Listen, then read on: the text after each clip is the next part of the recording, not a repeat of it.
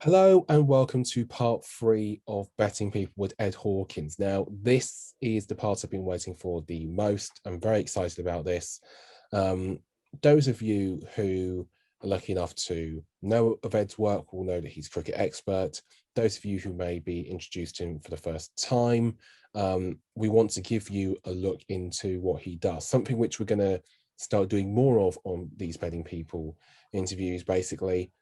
So essentially, this is the first Betting People masterclass. Now, Ed is going to take us through how he approaches some of the work that he does, namely things like top batsman and top bowler markets, otherwise known as the first innings top wicket taker and top run scorer markets. We're also going to look at how to approach test matches, etc., and just how Ed gets to some of those conclusions. So, Ed, I believe you're going to start us off.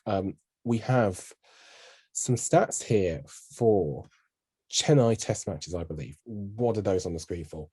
Well, I guess this is where we start off. If we're doing a test match, we've got to first work out what the pitch is going to do before we start working out what we're going to bet on. I think it's the single most important thing to try to understand if we're betting on cricket, and that goes across any format. What is the pitch going to do? Is it going to be a batsman-friendly pitch? Is it going to be a bowler-friendly pitch? Is it going to be something in between the two?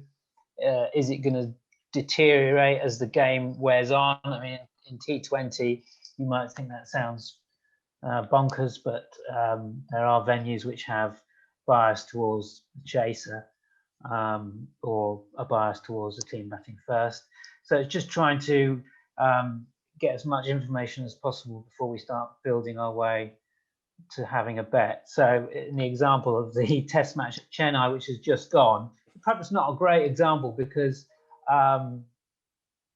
we had back-to-back tests there, and we were able to. We knew what the pitch was going to do pretty much going into the second test because there'd been a lot of noise around it, how they'd switched the surfaces to change the soil, which was going to crumble and deteriorate, which meant batting last was going to be very, very difficult. And so from that point of view, that was all about listening to the news, being across Cricinfo and websites like that, which often have interviews with the groundsman or the local cricket board to find out what the pitch is going to do. So that's always a good resource. But what I often will start off as going on Cricinfo's stats bureau, which you can see here, and this is basically the list of all innings that you can see in all previous matches in Chennai, and you can see the two games which have just gone there.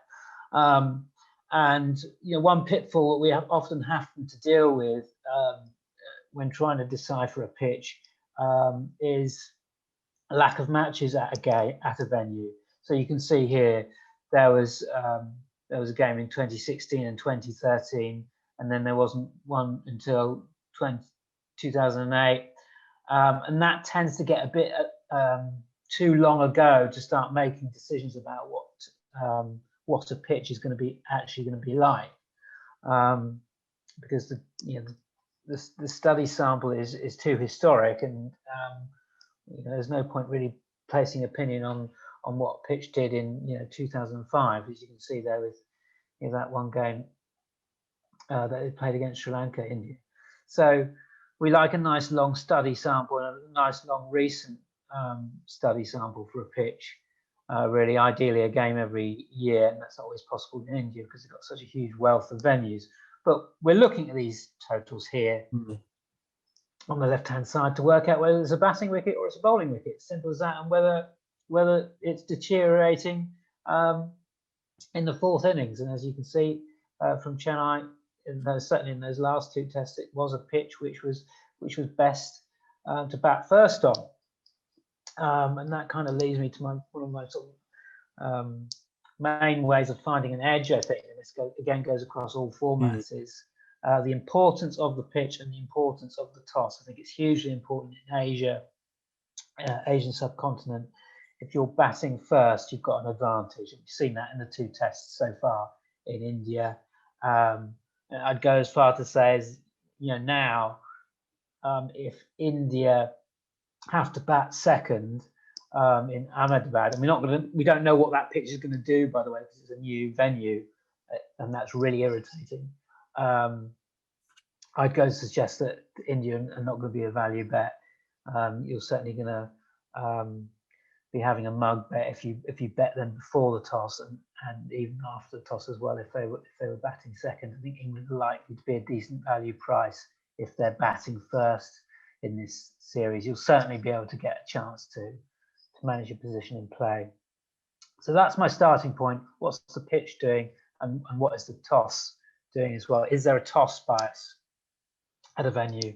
So I use Cricinfo's Stats Guru for that. In other formats like T20, Cricinfo Stats Guru is great for ODIs, but it doesn't sort you out for T20 franchise leagues. So you can try this site here, which is bigbashboard.com. This is absolutely superb. We've got the Pakistan Super League coming up, and this is the profile page for National Stadium and Karachi, and you can see the matches that have been played here in the Pakistan Super League, and very simply you're able to work out whether there's a toss bias here and what the first innings scores are doing. And this is a venue which favours the chaser. You can also look up the Lahore ground as well, the Gaddafi Stadium, which is going to show us toss bias for the chaser as well in the Pakistan Super League. So there's two important points to be aware of with the toss bias in the Pakistan Super League coming up. And it's all just about trying to get as much information as possible to make sure that you don't feel like you've had a bad bet, that you're as informed as possible. You don't want to be backing a team batting first without knowing that there's a toss bias. Once you're sat that down in front of Sky Sports watching a Pakistan Super League and the statistic comes up that I think it's 8 out of the last 10 at the National Stadium have been won by the team chaser, and you've backed the team batting first and you didn't check it, you're going to feel like a mug. So, I just think it's important to be across what the pitch is doing, how many runs are going to be scored, and whether there's a toss bias. And you can also check on here if this works. You can go into sort of more detailed venue statistics on this website. If I scroll down here, for example, it's telling you what the run rates are, what the average score is here, what the expected score is here. So you can really start to bore down on some data and work out what the pitch is going to do. And once you know what the pitch is going to do, you can translate to how the teams line up and which teams are well suited to batting first or batting second, which are poorly balanced in terms of having too many batsmen or too many bowlers. That's an important thing in every format of the game, whether it's test matches or T20. So that's kind of the starting point. Know the pitch, know the toss. So we've got our pitch info, we've got our toss info. Let's say we're going to look at the top batsman market for a first innings of a typical test. Where do we start with this? Because presumably we've already got prices, right? This has already been priced by traders. Most cricket traders are quick off the mark. I know that's certainly the case with Star. So do you make a book sort of and try and bet it to 100%, try and see where it lands compared with the odds traders, or will you just go with a model, or will you try and do something different? I imagine there are a lot of variables, not least sort of what the pitch is doing or records, head-to-heads, etc. Yeah, there are plenty of variables. I'll probably come back to that. But I mean, what I've got is I've got a sort of database which I try to keep on top of. And this is actually the Big Bash. I don't know if you can see that, William. I can indeed. So these are basically the number of times a batsman top scores in an individual innings in the Big Bash. And if we look, for example, for like Glenn Maxwell is obviously an always a popular bet. This is the start of the 2020 tournament. Start of the tournament, which has just gone actually. So Maxwell was winning 41.6%. Yeah. At the time.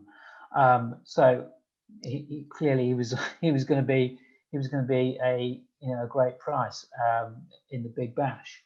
And so what I would do for a test match, I would have exactly that data, but how often a batsman top scored in the first innings of a test match over the last 3 years normally. Ideally 2 years, but because of lockdown and COVID, those numbers have been thrown out a little bit because teams haven't played the number of tests that I'd like. So it's all about study sample. I'd really like sort of a minimum of 10 tests before I start judging a player. And the exception I've made with that is Ollie Pope. Well, that is interesting to know. So I've kind of gone back to the betting with the eye, because I think Pope is going to be a player who is going to be a value bet for some time to come. I think you're getting 5-1, 6-1 first innings bet on Pope, and he's won 4 out of 14, I think, at the top of my head, maybe 4 out of 12, something like that. But basically, it's asking the question, and this is something which I changed off the back of not being one to be exposed by someone popping up on social media saying, "Oh, actually, I think you'll find he only wins about 18% of the time, and you're backing him at 2-1." Just trying to make sure you don't feel like you've had a bad bet. A great example of that is Joe Root. If you speak to most people who are interested in cricket, and you say to them, "Who's going to top score for England in the first innings?" Probably 2/3 of them are going to say Joe Root, because he's the best player, and he is the best player. But that doesn't necessarily mean he's going to be the best bet, or certainly doesn't mean he's going to be the best value bet. And you've got Root going off at 2-1, and Root over the last 3 years wins 18% of the time. Now, I know he's absolutely terrific, Nick, but I'm not betting. I'm not betting Joe Root at 2-1 when he's winning 18% of the time.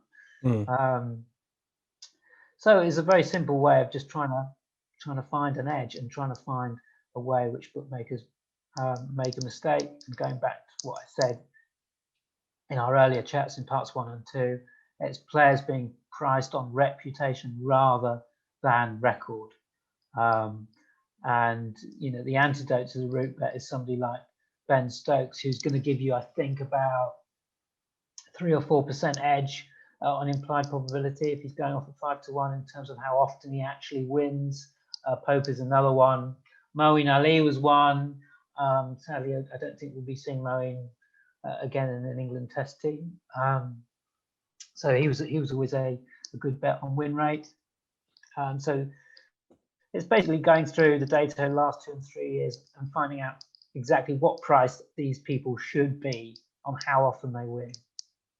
And I think sort of the next step for that you alluded to earlier is the number of filters or number of variables, is to start looking at how often these people do it in certain conditions. Joe Root in Asia may well have a record which makes him a value at 2-1, but the sort of roadblock with that is study sample. Are we going to get enough matches to really form an opinion on? We can get over that sort of 10, 12 test barrier to start betting people. With Root, yes, you probably will. When he next goes to Asia again, which I'm sure he will in his career, because he's still got a long way to go, then you'll filter that down to first innings win rates in Asia. It's good actually that you mentioned Asia, because I was going to ask about whether there's data for this versus a certain country, or indeed above or south of the equator. Yeah. One presumes that you would sort of do this in vice versa format for bowlers across all the formats. Yeah, exactly. Do exactly the same with bowlers. I think there's a really terrific edge on the bowling markets. Ravi Ashwin, of course, is a guy who's in the news at the moment because of what he's done to England in this Test match series, and his record was superb. And we ran this same check on his win rate, and he was giving us about 3 or 4% at I think he went off about sort of 7-4, so he was still value to bet in that second test. In the past, in not so long ago, about 2 years ago in the West Indies, he didn't actually play. They didn't pick him. But, he still had that same sort of win rate, but it was going off 3-1 or 100-30, I think, and was a massive value wager for top India bowler in the first innings.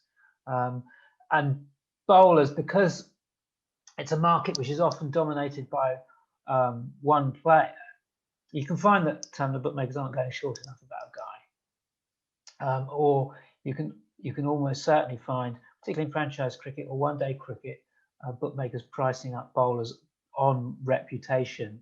Rabada in T20 cricket for South Africa will often go off very, very short, and then you've got Lungi Ngidi going off 3 to 130, and the prices should be completely the other way around on how often they actually win in T20 cricket. Thank you very much for that. Now, do you keep any ratings for teams in the same way that there might be ELO ratings? There are ELO ratings in tennis. Odds compilers for football will have their ratings with places like FBref, etc. Infogo, of course, they have their ratings for football teams. Do cricket teams get ratings from you in any arena? Will you use that to inform selections that you make? No, I don't, because in Test match cricket, the conditions are so variable. What England do in England is completely irrelevant to what they're going to do in Australia or India, because the ball is different, the pitch is different, the overhead conditions are completely different, and it's difficult to decipher rating systems when you've got half of the games being completely irrelevant to the conditions that you're trying to bet on. So I don't do that. I don't do that in T20 franchise cricket either, because the personnel change so much.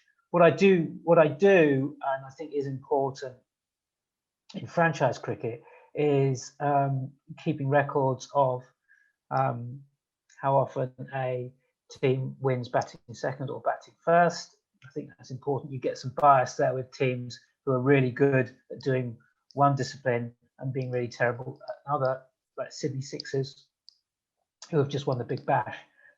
They're a fantastic chasing team, but they're a terrible, well, they're not terrible, but they used to be a poor team bowling first. So I keep on top of things like that, because I think that's important when we're talking about what a pitch does, what a toss bias does. If you can kind of marry those three trends together, and you can hang your hat on a 2.4 shot in a franchise T20 league, I think that's good to know. And you don't want to be betting on a team batting first if you don't know what their record is batting first, because those bias do exist. Absolutely. And just sort of round this off, because it's been really, really insightful, and I've really, really enjoyed it. A couple of things I want to cover. First of all, we've been talking about the data available when it comes to cricket, both for observers and bettors, and how much that's exposed in recent years. Do you make much use of expected runs and expected wicket figures? Would you consider them, say, as a tool you could use to inform in-play betting? And also, just following on from that, you can, a test match, generally speaking, you'll get days of play out of it, several hours a day for 4 or 5 days. We're now about to have formats which can be over in 3 hours, perhaps even less if there's a particularly dominant team or a particularly quick rate of play.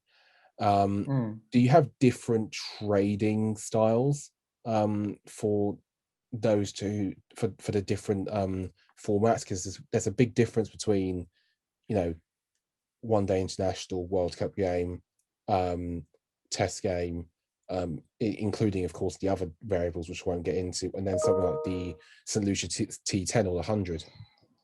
Yeah, I mean, I wouldn't tend to trade St. Lucia T10 much, apart from taking an price on an outsider, bearing in mind pitch, toss, and what have you that we just talked about, and looking to trade a position from an outsider to favourite. A test match is tricky, because you can think, well, I've got 5 days to get a position here and to get all green or what have you. And the test just gone, the second test in Chennai was an example of how tricky it can be if you don't get on the right side straight away. Because India, I think they went off 1.5, and they were maybe hovered around about sort of 1.6, 1.7, and then after lunch, that was it. The price was collapsing every session. So unless you were on the money from after the first session in a 5-day test, in that example, you weren't able to really trade a position apart from taking England coming from that 36 to 17 on, I think, day 3, maybe, if my memory serves. That was probably the only one I can sort of think of, the only significant move which would have been you've been able to take advantage of, and there was no real reason for that or easy way for that to see it happening. It was just kind of if you got your timing right, and so much of trading is getting your timing absolutely right. And Test cricket is hugely helpful for that because you have variables which allow you to make better predictions about when the market is going to change, because you've got a new ball, which means that the possibility of wickets are increased. But going back to that importance of knowing what a pitch does for a bet, whether you're going to just let it run or for a trade. An example is, as we're talking about India versus England, if England were to say bat first in the 3rd test and 4th test, there's an opportunity for an easy trade or a smart trade, if you like, because the way the market will behave, if England get runs in that first innings, they're going well at something like 300 for 5 or 300 for 6. The draw price will collapse because the market will expect India to see what England have got and raise them. So the draw price will go through the floor because time is being taken out of the game. So if you can get an early grasp on the wicket of what it's going to do, looking at your statistics, looking at your data, and also using your eyes when you're actually watching it, that's the most important things to do when you're actually watching the game. If you're trading it, you've got to watch the pitch. You've got to watch the ball actually landing on the pitch and seeing what it's doing. And if you can make a prediction saying, right, they're going to be runs here, I can see that this is going to work out as a batting friendly wicket up front, then you can make that quite simple trade that I just talked about. And just on a last note, would you have any, let's say, 3 pieces of advice? Let's say 3. Actually, I'll change it again on you. 6 deliveries in an over. So for our last over, 3 do's and 3 don'ts of cricket betting. Well, I mean, 3 do's. I mean, or don't. I don't know if this is a do or a don't, but I mean, don't bet with money you can't afford to lose, and that goes for any sport, doesn't it, or any form of gambling. So that's very wise advice indeed. Thing. Yeah, that's the most important thing to understand. The second thing is to do all your research on what a pitch is going to do. Look at those first innings scores, work out what a first innings average is going to be, and then if you're doing it in play, it's really important to look at what the run rate is. If you're having an in-play bet on innings runs, look at how many runs have been scored and what rate, and then look at how many overs are left in the day. Look at how many bowlers have got to be used or have been overused, and try to work out where the run rate is going to go and how many runs are actually going to be scored. So do as much research as you can on first innings runs and get an idea of what the pitch is like. Another important piece is, the third important piece of advice would be to know what the toss is going to do. Is it a wicket which deteriorates? Does it favour the chaser? Again, this is across all formats, ODI, T20. That's really, really important. And also, do look at your team lineups in terms of their balance. Who's batting at number 7 or number 8? That's a really important position, again, across formats. What if a team loses early wickets? Who have they got in coming at number 7 or number 8 who might be able to rescue them? Have they got the right balance between bat and ball? That's really important in T20. So know your team lineups. How many bowlers have they got? Have they got four absolute gun bowlers, or have they got 4 gun bowlers and a complete no-hoper or part-timer for number 5 and number 6 if need be? So know your team lineups. And also the other thing to do is try to sort of use the crystal ball and ask yourself, well, if I've had a bet on this team at these odds, what are the odds going to be if they're 30 for 3, and what have they got to come in their batting lineup, and try to work out whether you're going to be happy with that position or not before you have a bet. I mean, that seems to be a lot of do's I've said there, William, but I suppose the advice would be don't just bet on a player's reputation or how many big name players a team has got, particularly in franchise T20 cricket. That's a big don't. Absolutely, and I think a really great way to end this, betting people. Ed, thank you so much for your time. Thanks, William. And thank you very much for watching. Stay tuned for more great guests in the week to come.